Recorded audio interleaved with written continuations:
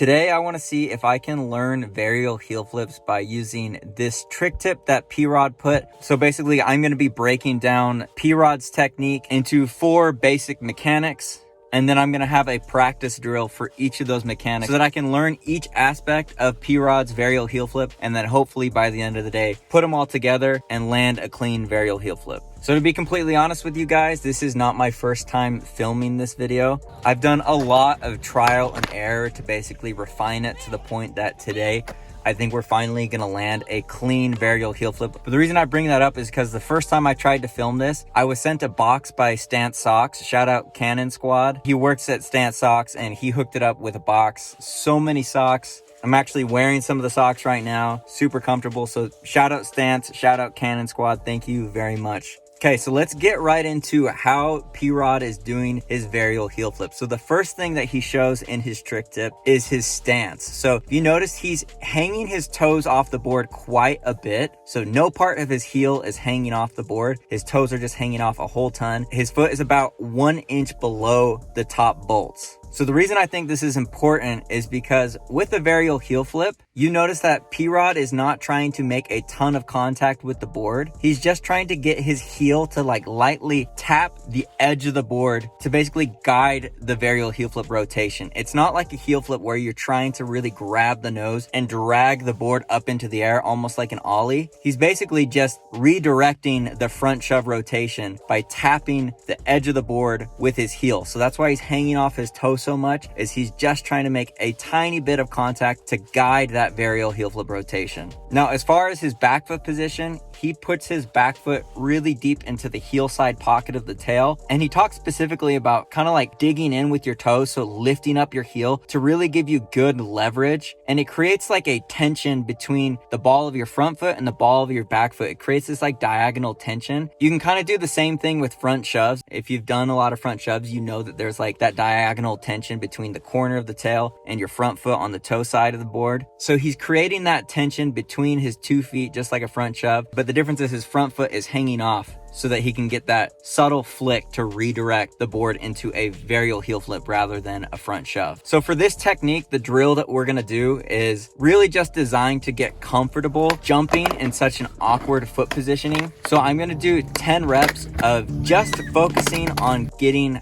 height. Like, I'm gonna do the varial heel flip motion, but I'm not gonna be worrying like about the rotation or the flick or anything. All I'm thinking about is exploding up and getting a really tall and high jump. Basically trying to get high enough in the air that the board has enough time to actually do the rotation underneath me. So I'm not worried about anything else except for jumping up from this unique foot position that's new to me, really understanding how to feel stable and balanced to be able to create enough time in the air to actually land the trick. Now from there, we're going to move on to technique number 2. And this is the angle of P-Rod's flick. So if you notice on P-Rod's heel flip, he kind of lifts his leg up and then flicks horizontally because he's really trying to drag the heel flip up into the air. But with the varial heel flip, he does something completely different. So rather than kind of lifting his foot up and then flicking out to level out the board, he's not trying to get a lot of contact with the board. He's just trying to basically guide and redirect the board into a varial heel flip rotation. So rather than flicking out horizontally, you'll notice that he's kind of flicking up at a diagonal angle. It's almost like what you would imagine the flick would be like if you were trying to rocket your heel flip. Like rather than flicking through the nose, you're kind of trying to flick up.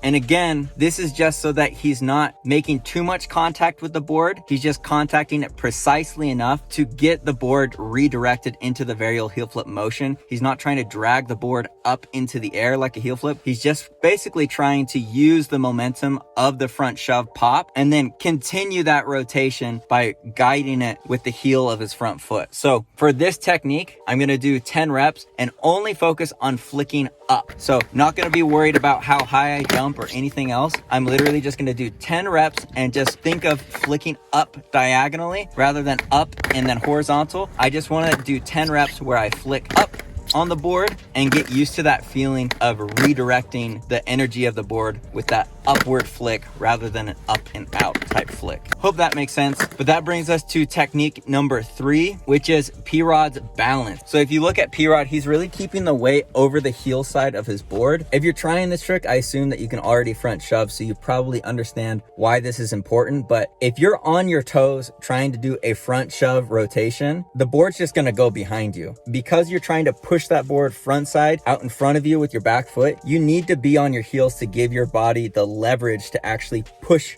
the board in front of you. Just like with heel flips, if you're too much on your toes, you're just gonna jump in front of the board and you're not gonna have any chance of landing it. So with step 1, we focused on getting up into the air so that we have enough time to actually land the trick, but that doesn't matter if we don't stay centered over the rotation of the board. So that's what this technique is about, is staying over the heel side of the board so that when we do get a nice pop and a nice flick, that the board is actually underneath us and we can land on it and roll away.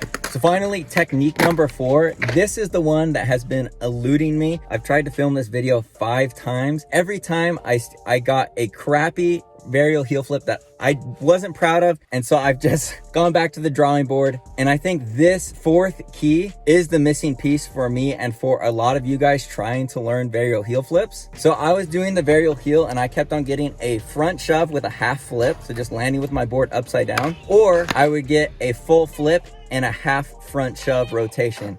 And I couldn't figure out why, but I went back to the drawing boards and I realized that there's a 4th technique. And the reason I didn't realize it is because these clips of P-Rod doing varial heel flips are all from the side. So you can't actually see what direction his foot is flicking. Is it flicking out towards the toe side, straight forward toward the heel side? You can't see that. All you can see is he's flicking up. But as I went and watched a bunch of other pros do their varial heels, I noticed that every pro that has a varial heel flip like P-Rod, they don't flick out like a heel flip. They flick either forward and slightly heel side, almost like you're setting up in a varial heel and then almost like it's a kick flip. The reason that this is so important is because your front foot actually plays a role in getting the board to spin 180, which is pretty rare. Not a lot of tricks are you thinking about getting the rotation with your front foot. Usually your back foot is what dictates the rotation of a trick. But with this trick, you can think of it kind of like a snow plow, right? When a snow plow comes through, it's got this angle, and as it hits the snow, it sends the snow shooting off to the side. And that's essentially what you're trying to do with your front foot on this trick, is you're trying to flick the edge of the board to basically send the front of the board off to the side, which creates a rotation. So yeah, your back foot does kind of like scoop it and pop it, but to get the full 180 rotation along with the flip, you're actually going to need to flick a little bit off to the right or straight forward, because if you flick like a regular heel flip, because your board is front shoving, you're not going to make any contact with the board because you're flicking over here and the board has spun over here. So you basically need to follow where the board is rotating and flick where the board is going in order to actually make a good contact to get the heel flip rotation, but also to help generate the rest of the rotation of the front shove. Leave it in the comments below if that makes sense to you guys. But I think this is the final key to doing the varial heel flip. So rather than doing a separate drill for it, I'm just going to try and put all the steps together for drill number 4. Just try and jump high,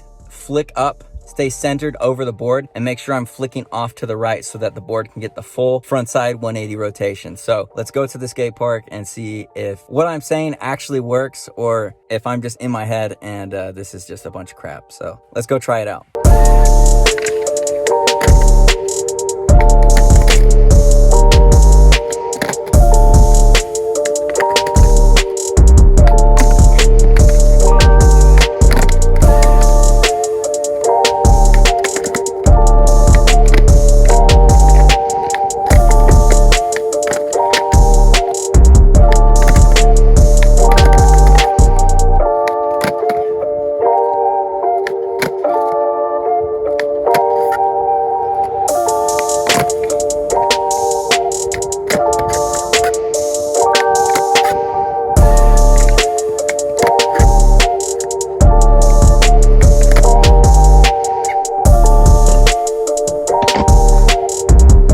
I still tic-tacked on the Varial Heel, but I am really happy with the progress that I've made with them. Obviously, these like tips and whatnot are like optional. It's just the way that I look at it, so feel free to use them or ignore them. But I feel like they definitely helped me. So until next time, make every day a Friday, and I'll see you in the next video. Peace.